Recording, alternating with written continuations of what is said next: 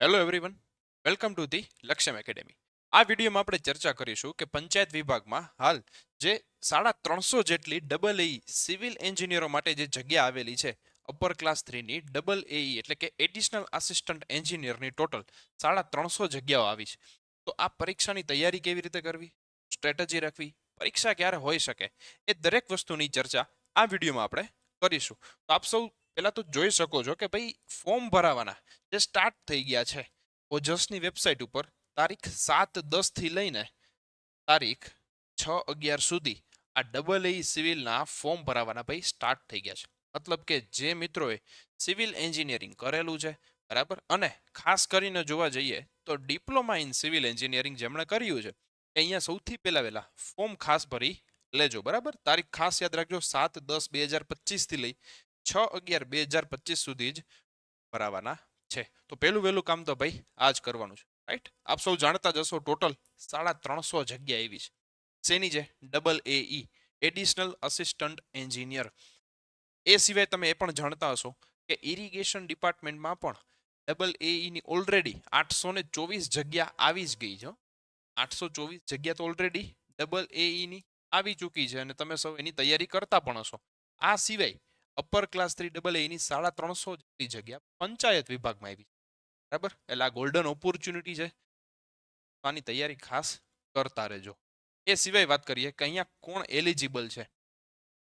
ચોખ્ખું લખ્યું છે કે જે વિદ્યાર્થી મિત્રોએ કે જે કેન્ડિડેટે ડિપ્લોમા ઇન સિવિલ એન્જિનિયરિંગ કરેલું છે એ લોકો અહીંયા એલિજિબલ છે. મતલબ કે ભાઈ જે કોઈએ બીઈ, બરાબર, જે કોઈએ BE bachelors in degree in civil engineering shall not be eligible. જે કોઈ કેન્ડિડેટે માત્ર ને માત્ર બી કરેલું છે એ અહીંયા એલિજિબલ નથી. માત્ર ડિપ્લોમા દ્વારા જ એલિજિબલ છે જેમણે સિવિલ એન્જિનિયરિંગ કરેલું છે, રાઈટ.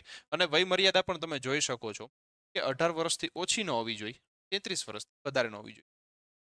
ચાલો આગળ વધીએ આપણે વિડીયોમાં. તો કે ભાઈ સિલેબસ શું છે? અહીંયા જે 350 જેટલી જગ્યા આવી છે સિવિલ, બરાબર, ડબલ એની તો સિલેબસ શું છે? તો કે ભાઈ અહીંયા જીપીએસએસબી માં ટોટલ 200 માર્કનું પેપર છે. હવે જો સ્ટ્રેટેજી આપણે કઈ રીતે બનાવી શકી કે ભાઈ 200 માર્કનું પેપર છે, એમાંથી ટેકનિકલ પોર્શન કેટલું છે? તો કે ભાઈ 100 માર્કનું. પ્રોપર સિવિલ એન્જિનિયરિંગનું પૂછવાનું છે કેટલાનું? 100 માર્કનું, બરાબર. 50% વેટેજ જ થઈ ગયું ડાયરેક્ટ, જોવો તમે, બરાબર છે. ઓકે, હવે એ જે 100 માર્કનું ટેકનિકલ પૂછાવાનું છે સિવિલનું, એની લેંગ્વેજ કઈ છે? ગુજરાતી ઓર ઇંગ્લિશ, રાઈટ. ચાલો, એ 100 માર્ક સિવાય બીજું શું પૂછાવાનું? તો કે ભાઈ general awareness and general knowledge, right, એ છે 35 માર્કનું. Gujarati grammar 20 mark, English language and English grammar બીજા 20 માર્ક. ઠીક છે. એ સિવાય જનરલ મેથેમેટિક્સ, રીઝનિંગ અને ડીઆઈ એટલે કે ડેટા ઇન્ટરપ્રિટેશન, મતલબ મેથ્સ રીઝનિંગ કયો જોઈ, એ તમારું છે 25 માર્કનું. ઠીક છે. તો અહીંયા ટેકનિકલ સિવાયનો પોર્શન તમે જોવા જાવ તો શું વધ્યું? ગુજરાતી ગ્રામર, ઇંગ્લિશ ગ્રામર અને મેથ્સ રીઝનિંગ. એ સિવાયનું અહીંયા જીકે છે. જીકેમાં શું ઇન્ક્લુડ થશે આના પછીની સ્લાઇડમાં આપણે જોઈએ. પણ ખાસ તમે ધ્યાન રાખજો કે ઓલરેડી આપણે ગૌણ સેવા પસંદગી મંડળમાં જે ડબલ એની જાહેરાત આવી છે, બરાબર, જી ટ્રિપલ એસબીમાં ઓલરેડી જે 824 જાહેરાત આવી છે શેની? ડબલ એ સિવિલની. આમાં તો મેથ્સ રીઝનિંગ તો છે જ ને આપણું, બરાબર. એમાં તો 60 માર્કનું છે.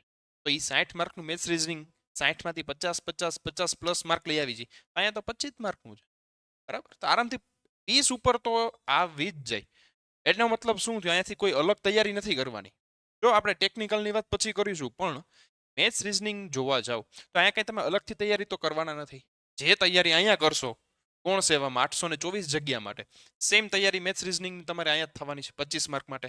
ચાલો ઠીક છે. એ સિવાય શું વધ્યું? તો કાંઈ પહેલી વહેલી ચર્ચા કરીએ, general awareness and general knowledge. મતલબ મેજોરિટી એમાં શું હશે? Current affairs. એ સિવાય કયો પોર્શન આમાં ઇન્ક્લુડ કરેલો છે? તો તમે જોઈ શકો છો કે ભાઈ અહીંયા જે નોટિફિકેશન હતું 350 જગ્યાનું, એમાં ચોખ્ખું લખ્યું છે કે જનરલ અવેરનેસ ને જનરલ નોલેજ એના માટે અહીંયા દીધેલા ટોપિકો કવર અપ થશે. જેમાં શું છે? જો general mental ability intelligence, history of India, history of Gujarat, cultural heritage, એ પછી geography of India Gujarat, sports છે, પોલિટી, કોન્સ્ટિટ્યુશન, પંચાયતી રાજ, બરાબર. એ સિવાય કરંટ અફેર છે. તો કે અહીંયા જે કંઈ 11-12 જેટલા ટોપિક્સ આપેલા છે, ઇકોનોમી છે, જનરલ સાયન્સ છે, આવા બધા ટોપિક શું ભેગું કરીને આપશે મારું જીકે અથવા તો જનરલ અવેરનેસ. કેટલા માર્કનું છે? જો 35 માર્કનું છે, બરાબર. 35 માર્કનું છે. નોર્મલ કેસમાં જોવા જાવ તો તમે G SSSB ની તૈયારી કરશો, કરંટ અફેર એમાંય આવે છે, કોન્સ્ટિટ્યુશન એમાં આવે છે, તો એની તો તૈયારી આમે કરવાના જ છો. એ સિવાય વૈધું શું? તો કે હિસ્ટ્રી ની બધી વસ્તુ. હવે એ કેવું છે? દરિયો છે. એમાં એટલું બધું ના પડી દેવાય કે તમે તમારું ટેકનિકલ ભૂલી જાઓ છે. હું એમ નથી કહેતો કે આમાંથી બધુંય કરવાનું છે, કે એમાંય નથી કહેતો કે બધું સ્કીપ કરવાનું છે, પણ આપણને ખબર હોવી જોઈએ ક્યાંથી આપણે માર્ક ગેઇન કરી શકીએ એમ છીએ, રાઈટ. આપણા માર્ક કરંટ અફેરમાં ગેઇન થઈ જાય, આપણા માર્ક ઇકોનોમીમાંથી થઈ જાય, કોન્સ્ટિટ્યુશન બંધારણમાંથી થઈ જાય, સ્પોર્ટ્સ છે, જીઓગ્રાફી છે, બરાબર. બહુ બહુ તો પંચાયતી રાજ, ઇન્ડિયન પોલિટી, આ બધી વસ્તુમાંથી આરામથી આપણે માર્ક કવર અપ કરી શકાય. ચાલો, ઠીક છે. તો આ વસ્તુ અથવા તો આ જે કંઈ સિલેબસ છે એ શેનો છે? તો કે general awareness and general knowledge, right. એ સિવાય વૈધું શું? તો કે ભાઈ ગુજરાતી ગ્રામર ને ઇંગ્લિશ ગ્રામર, આ બે જ ગ્રામર એવી વસ્તુ છે જે એક્સ્ટ્રા કરવી પડશે. શું કામ? કોણ સેવામાં જે 824 જગ્યા આવી છે એમાંય છે જ ગુજરાતી ને ઇંગ્લિશ 5-5 માર્કનું, પણ એમાં શું છે? કમ્પ્રિહેન્શન છે. કમ્પ્રિહેન્શન એટલે પેરેગ્રાફ આપ્યો છે જોઈને આન્સર દેવાના. અહીંયા કમ્પ્રિહેન્શન એવું નથી શબ્દ વાપરો, ગ્રામર લખ્યું છે. એટલે કે જે કાંઈ પણ ગ્રામરના ટોપિક્સ હોય એને તમારે fill in the blanks type કેવી રીતે ખાલી જગ્યા પૂરવાની, એવા બધા સવાલો આવી શકે. કોઈ પણ MCQ પૂછાઈ શકે ગ્રામરમાંથી, રાઈટ. તો આ બે વસ્તુ એડિશનલ કરવી પડે એમ છે, ઠીક છે, જે 20-20 માર્કમાં છે. હવે ગુજરાતી ગ્રામર અને ઇંગ્લિશ ગ્રામર કેવી વસ્તુ છે? અહીંયા જે આપણે જોયું ને જનરલ અવેરનેસમાં જે હિસ્ટ્રી ને જીઓગ્રાફી નામ જેમ લાંબુ લાંબુ આપ્યું છે, કે જેનો તો ઓમ જોવા જાવ તો એન્ડ જ નથી. ઈ કરવા કરતા ગ્રામરમાં જોવા જાવ ને તો હજી એ માર્ક ખેંચી શકાય એમ છે.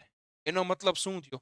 આ 20 માર્ક ગુજરાતીના, 20 માર્ક ઇંગ્લિશના અને મેથ્સ રીઝનિંગના 25 માર્ક, અહીંયાથી ટોટલ તમે જોવા જાવ તો 20 ને 20 40 ને 20 60 ને 65 માર્કનું આ થયું, બરાબર. ગુજરાતી ગ્રામર, ઇંગ્લિશ ગ્રામર અને મેથ્સ રીઝનિંગ, આ ત્રણેય ભેગું મળી 65 માર્કનું થયું.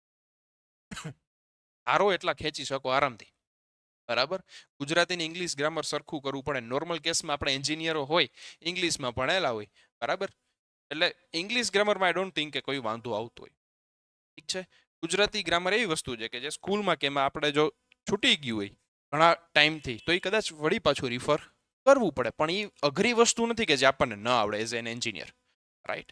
તો ગુજરાતી ગ્રામર ને ઇંગ્લિશ ગ્રામર, ઇન શોર્ટ આ ત્રણેય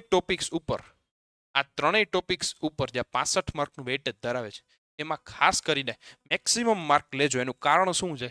આ જે 35 માર્ક છે ને, 35 માર્ક, હું એમ નથી કહેતો એમાંથી કાંઈ ન આપણને આવડે, એમ નથી કહેતો કે કાંઈ જ ન આવડે, પણ એ કેવી વસ્તુ છે? દરિયો છે. કરંટ અફેર નો ડાઉટ આપણે 6 મહિનાનું કરીને જાશું, બંધારણ છે તો એના ટોપિક્સ કરીને જાવ, પણ હિસ્ટ્રી, બરાબર, એ સિવાય શું હતું? તો કે ભાઈ કલ્ચરલ, સ્પોર્ટ્સ છે, જીઓગ્રાફી છે, અમુક વસ્તુઓ કેવી છે કે ભાઈ એ કરી એટલું ઓછું, રાઈટ. તો અહીંયા શું આવશે? એક લિમિટેશન આવી જાય. અહીંયા આ 35 માર્કમાંથી માર્ક્સ ગેઇન કરવા માટે એક લિમિટેશન આવી જાય, અને અહીંયા શું છે? જેવડી મહેનત કરશું એ પ્રમાણે મેક્સિમમ સ્કોર અહીંયાથી કરી શકશું 65 માર્કમાંથી, બરાબર. એનું કારણ શું છે? મેથ્સ રીઝનિંગના 25 માર્ક છે ને આવડા, એ તમારા માટે મેઇન છે. કારણ કે મેથ્સ રીઝનિંગ સેમ આપણે અહીંયા કરવાના છે ગુણ સેવાની પરીક્ષાઓમાં. ખાલી મહેનત ગુજરાતી ગ્રામર ને ઇંગ્લિશ ગ્રામરની જ કરવાની, જે એટલું બધું અઘરું નથી આવતું કે આપણને ન આવડે, ઠીક છે.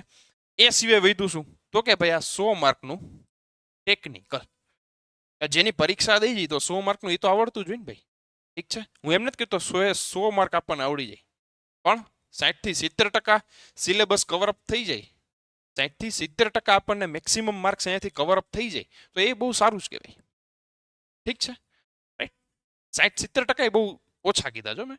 60-70% એટલે 100 ના કહું છું. ટેકનિકલના માની લ્યો 70% માર્ક આવે, 70% એટલે 70 માર્ક થયા, બરાબર. અને આ વધ્યા કેટલા? 65.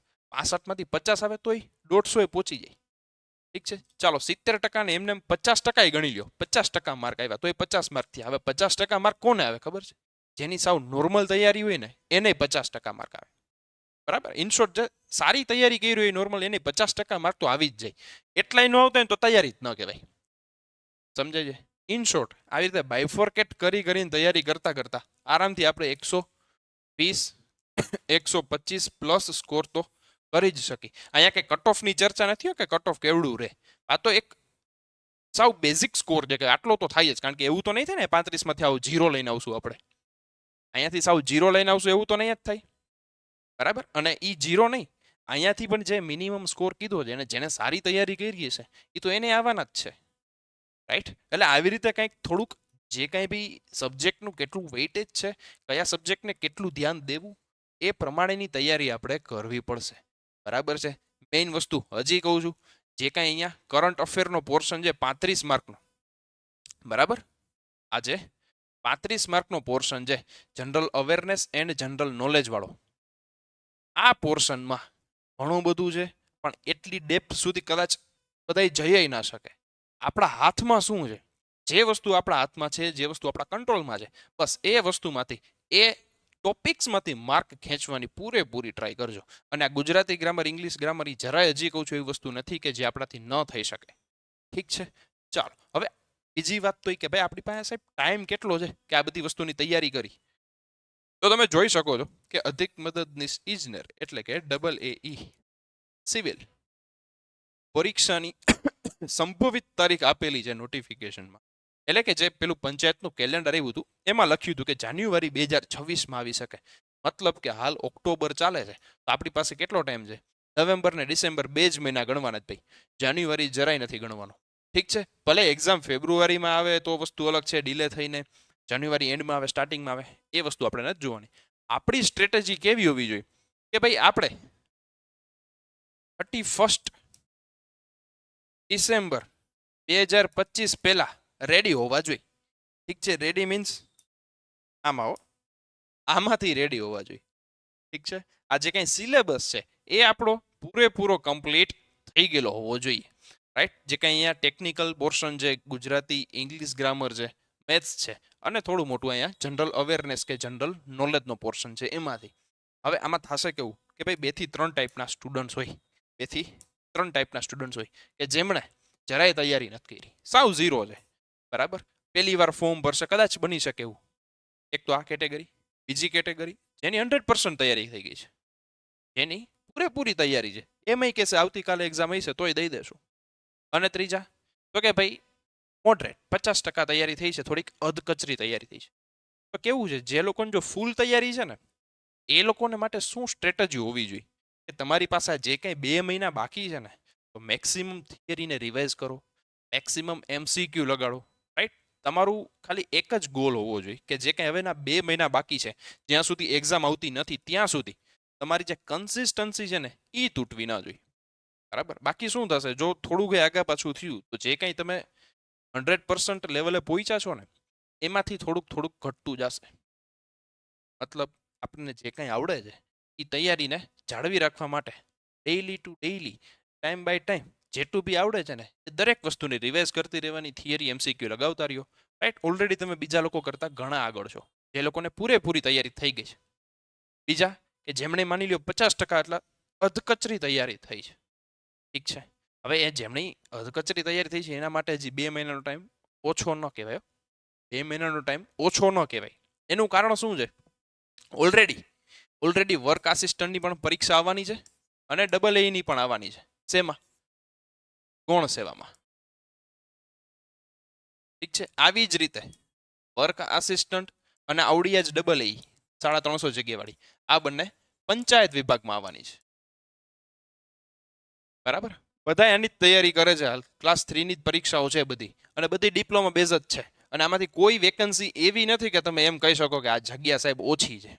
કોઈ એક વેકેન્સી એવી નથી કે જેમાં તમે એમ કહી શકો કે ભાઈ આમાં સાહેબ જગ્યા ઓછી છે, ઠીક છે. ઓછું પડે તો એ શું પડે એમ છે? પગાર, ઠીક છે. કારણ કે હા, બટ ઓબ્વિયસ વસ્તુ છે ને, વર્ક આસિસ્ટન્ટમાં 26,000નો સેલરી છે અને અહીંયા AAEમાં ઓલમોસ્ટ 50,000ની સેલરી છે 5 વર્ષના ફિક્સેશન પ્રમાણે. પણ જગ્યાઓ જોવો તો કેટલી છે? વર્ક આસિસ્ટન્ટમાં 900 જગ્યા છે, 900 પ્લસ જગ્યા છે, બરાબર. ઈ આવડિયા વર્ક આસિસ્ટન્ટ પંચાયત વિભાગમાં 900 પ્લસ જગ્યા છે, AAE પંચાયત વિભાગમાં 350 છે, રાઈટ. એવી રીતે ગૌણ સેવામાં વર્ક આસિસ્ટન્ટની 872 જેટલી છે અને AAEની 824 જેટલી છે. એટલે વેકન્સી ભરપૂર છે. આપણી મહેનત, બરાબર, અને કઈ સેલરીમાં સેટ થવું છે એ આપણે ડિસાઈડ હવે કરવાનું છે, રેડી. તો બટ ઓબ્વિયસ છે, બધાની ઈચ્છા તો ડબલ ની જ હશે, ચાહે G SSSB માં અથવા તો પંચાયતમાં, રાઈટ? પણ સમયગાળો આપણી પાસે ઓછો છે એમ સમજીને જ હાલવાનું, અને ઓછો જ છે, સમજવાનું મીન્સ ઓછો જ છે સમય. 2 મહિના છે આવડી આ પંચાયત વિભાગની તૈયારી કરવા માટે. અધરવાઇઝ જે ગૌણ સેવાની વર્ક આસિસ્ટન્ટ કે ડબલ છે એ ગમે ત્યારે એની એક્ઝામ ડેટ ડિક્લેર થઈ શકે. મોસ્ટ પ્રોબેબલી એવું બની શકે કે ભાઈ નવેમ્બર ઓર ડિસેમ્બરમાં યોજાય. પણ અહીંયા જો કહી દીધું છે, જ્યાં 350 જગ્યા આવી છે શેની, પંચાયત વિભાગમાં ડબલ ની, કેલેન્ડરમાં લખ્યું છે જાન્યુઆરી 2026, તો આપણે એ પ્રમાણે જ તૈયારી કરીને ચાલવું પડે. હવે કોઈ ત્રીજી એ કેટેગરી કે જેમને સાવ ઝીરો તૈયારી છે, કોઈ વિદ્યાર્થી કે કોઈ કેન્ડિડેટને આ ફોર્મ પહેલી વાર ભરશે અથવા બહુ આઈડિયા જ નથી કઈ રીતે તૈયારી કરવી, તમારા માટે એક રસ્તો એ બની શકે, તમે તમારી રીતે તૈયારી સ્ટાર્ટ કરી શકો, પણ સ્પીડ કરવી પડશે થોડી, બરાબર? કારણ કે બટ ઓબ્વિયસ છે, સબ્જેક્ટ્સ તમે જોવા જાઓ તો 10 થી 12 જેટલા વિષયો છે. પહેલી વાર તમે કોઈ બી બુક કે કોઈ બી વિડીયો લેક્ચર જોતા હોય કે કોઈ બી મટીરિયલ વાંચતા હોય, વાર લાગવાની જ છે, બટ ઓબ્વિયસ છે. કોઈ એવા મિત્રો જોડે, કોઈ તમારા જે ફેકલ્ટી હોય એમનો સંપર્ક કરી કે એમનું ગાઈડન્સ લઈ 2 મહિનામાં કઈ રીતે આ સિલેબસ પૂરો કરી શકાય એમ છે. પ્લસ માની લો તમે તમારી રીતે તૈયારી કરો છો, 10 થી 12 જેટલા ટેકનિકલના વિષયો છે, કેવું થશે, તમારે 3 થી 4 દિવસ એક સબ્જેક્ટને આપી પૂરો કરી દેવો પડશે, બરાબર?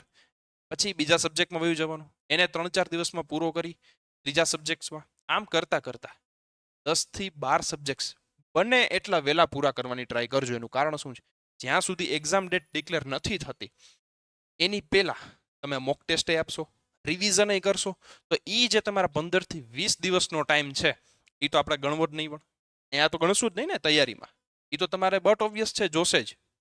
એવું તો નહીં થાય કે ઓકે ભાઈ 12 સબ્જેક્ટ પૂરા થઈ ગયા પછીના વેરી નેક્સ્ટ ડે તમે એક્ઝામ દેવા વયા ગયા, બધી વસ્તુ રિવાઇઝ કરશો, બરાબર? 4-4, 5-5 વાર અથવા જેટલી જરૂરિયાત એ પ્રમાણે રિવાઇઝ કરશો, MCQની ટેસ્ટ આપશો, મોક ટેસ્ટ દેશો, એ પ્રમાણે અહીંયા તમારે પાવટ બેસશે. જે લોકોને સાવ ઝીરો તૈયારી છે એના માટે જો ભૈયા, રાઈટ? અથવા તો જેમણે અધકચરી તૈયારી થઈ છે 50-60% જેવી કે 100% જેમની થઈ ગઈ છે પૂરેપૂરી, એમને 2 મહિના સફિશિયન્ટ ટાઈમ છે. એમને કાંઈ એવી જરૂર જ નથી કે ભાઈ હજી સમય જોઈએ. પર્ટિક્યુલરલી આ પંચાયત વિભાગની ડબલ ની તૈયારી માટે કહું છું, ઠીક છે? જે લોકો સાવ ઝીરોથી તૈયારી કરે છે, પહેલી વાર ફોર્મ ભરે છે, તો એ લોકો માટે 2 મહિનામાં દરેક સબ્જેક્ટ્સ પૂરા કરવા થોડાક અઘરા પડી શકે, પણ ઇમ્પોસિબલ નથી. એનું કારણ બીજું શું, આ કોઈ GPSCની થોડી એક્ઝામ છે કે ક્લાસ 2 લેવલની કે ક્લાસ 1 લેવલની, કે 2 મહિનામાં તમારે બહુ ડીપમાં જવાનું છે. પહેલી વાત તો આ, બરાબર? એટલે ઇમ્પોસિબલ નથી, પણ કેવું થશે, તમારે આખા 24 કલાકમાંથી મેક્સિમમ ટાઈમ એ જ વસ્તુને દેવો પડશે કે ભાઈ કેવી રીતે પહેલા વહેલા તો તમે સિલેબસ ફિનિશ કરો. કોઈ બી વિડીયો લેક્ચર જોવો છો તો એવું નહીં કે ભાઈ તમે 1x ની સ્પીડે જોઈ રાખો, 1.5 ઓર 2x ની સ્પીડે ફટાફટ સમજતા જે કંઈ બી ટોપિક્સ છે એ ટોપિક્સને MCQ સોલ્વ કરતા કરતા તમે એ તૈયારી બુસ્ટઅપ કરી શકો. મેઇન તમારો ટાર્ગેટ શું હોવો જોઈએ, 31 ડિસેમ્બર પહેલા આપણે અહીંયા પર્ટિક્યુલરલી જો પંચાયત વિભાગની તૈયારી કરો છો ડબલ ની, તો 31 ડિસેમ્બર પહેલા બધો સિલેબસ ફિનિશ થઈ ગયેલો હોવો જોઈએ. પછી ચાહે જાન્યુઆરીમાં ગમે ત્યારે એક્ઝામ આવે, ઠીક છે? ચાલો, તો જો કોઈ કેન્ડિડેટ પંચાયત વિભાગની ડબલ ની તૈયારી કરવા માંગે છે, જે 350 જેટલી જગ્યા આવી છે, બરાબર? તો એ ડબલ ની અથવા તો ભાઈ વર્ક આસિસ્ટન્ટની, ચાહે પંચાયત વિભાગ હોય કે ચાહે ગૌણ સેવાની પરીક્ષા હોય, રાઈટ? ડબલ કે વર્ક આસિસ્ટન્ટ કોના માટે, જેમણે ડિપ્લોમા સિવિલ કર્યું છે અથવા તો કોઈ D2D વિદ્યાર્થી છે કે કેન્ડિડેટ છે, એના માટે લક્ષ્યમ એકેડેમી તમારા માટે રેકોર્ડેડ સ્માર્ટ કોર્સ લઈને આવ્યું છે કે જેમાં 4000 રૂપિયા શું છે, 3999 એટલે કે 4000 રૂપિયાની પ્રાઇઝ છે, બરાબર? આમાં શું આવશે તો કે મટીરિયલ તમને ફ્રીમાં મળશે, રાઈટ? જે કંઈ બી આ સિલેબસ છે એની વિશેષતાઓને લખી છે કે દરેક લેક્ચર્સ કેવા રહેશે, રેકોર્ડેડ ફોર્મમાં છે. એવી જ રીતે જે કાંઈ પણ અહીંયા સિલેબસ છે, અભ્યાસક્રમ છે, એ દરેક સબ્જેક્ટ, દરેક ટોપિક અહીંયા કવર અપ કરી દેવામાં આવ્યા છે. મેઇન બેનિફિટ શું થશે, જેને અધકચરી તૈયારી થઈ છે અથવા તો આમ કહીને કે ભાઈ પહેલેથી બાકી જ છે કરવાનું, તો તમે આ કોર્સ લઈ શકશો. એનું કારણ કહું, અહીંયા દરેક લેક્ચર દરેક સબ્જેક્ટ માટે ઓલરેડી આપેલા જ છે, બરાબર? આ વિડીયો લેક્ચર કે આ કોર્સ ક્યાંથી મળશે તો કે ભાઈ ગૂગલ પ્લે સ્ટોરમાંથી લક્ષ્યમ એકેડેમીની એપ ડાઉનલોડ કરી લેશો, એની અંદર જ આ જે સિવિલ એન્જિનિયર માટે GSSB અથવા તો GPSSBની વર્ક આસિસ્ટન્ટ કયો કે ડબલ કયો એક જ કોર્સ છે, બરાબર? એવું નથી કે ભાઈ ડબલ માટે અલગ ભણવાનું, વર્ક આસિસ્ટન્ટ માટે અલગ ભણવાનું. બરાબર. ભણવાનું એક જ છે, સિવિલ એન્જિનિયરિંગ જ કરવાનું છે ક્લાસ 3 લેવલનું. બંને એક્ઝામ કવર થઈ જશે, બંને વિભાગની હો. બરાબર, બંને વિભાગની બંને એક્ઝામો કવરઅપ થઈ જશે. તો જે કોઈ કેન્ડિડેટને જો આ કોર્સ પરચેસ કરવો છે, વધુ જાણકારી મેળવવી છે, અથવા તો કાંઈ બીજો ક્વેરી હોય તો અહીંયા આપેલા મોબાઈલ નંબર ઉપર તમે સંપર્ક કરી શકો છો. બરાબર છે. મળીશું આવી જ રીતે નવા વિડીયો લેક્ચરમાં. ત્યાં સુધી મને રજા આપો. જય હિન્દ, જય ભારત.